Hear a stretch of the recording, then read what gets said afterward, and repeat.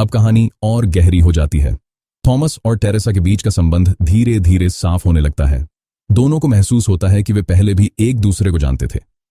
Teresa के पास एक serum होता है जो स्टंग ग्लेडर्स की मदद कर सकता है। यह सीरम एल्बी को दिया जाता है, जिससे उसकी हालत सुधरने लगती है।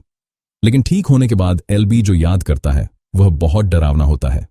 उसे एक तबाह हो चुकी दुनिया की झलक दिखाई देती है, जहां बीमारी और विनाश फैल चुका है। इससे यह संकेत मिलता है कि बाहर की दुनिया सामान्य नहीं है। मेज के बाहर आजादी है या उससे भी बड़ा खतरा, यह अभी तक साफ नहीं होता। अब तक जो ग्लेड एक नियंत्रित और व्यवस्थित कम्युनिटी थी, वह धीरे धीरे टूटने लगती है। मेज के नियम बदलने लगते हैं, दरवाजे पहले की तरह व्यवहार नहीं करते। ग्रीवर्स का खतरा अब सिर्फ मेज तक सीमित नहीं रहता। एक रात ग्रीवर्स ग्लेड के अंदर हमला कर देते हैं। यह सीन कहानी का बहुत बड़ा और इंटेंस टर्निंग पॉइंट बन जाता है। ग्लेडर्स, जो हमेशा मेज को बाहर का खतरा समझते थे, अब देखते हैं कि खतरा उनके अपने घर के अंदर आ चुका है। झोपड़ियां टूटने लगती हैं, लड़के इधर उधर भागते हैं और हर तरफ चीखें और अफरा तफरी फैल जाती हैं।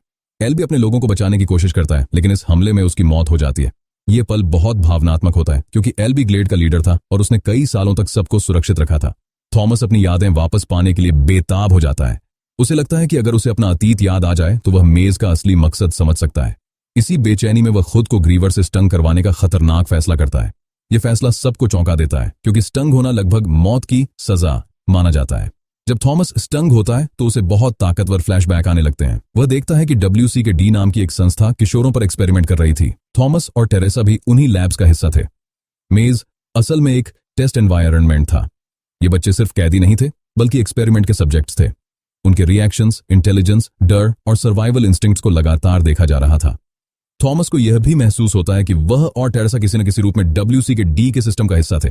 पूरी वीडियो देखने के लिए डिस्क्रिप्शन में दिए गए लिंक पर क्लिक करें।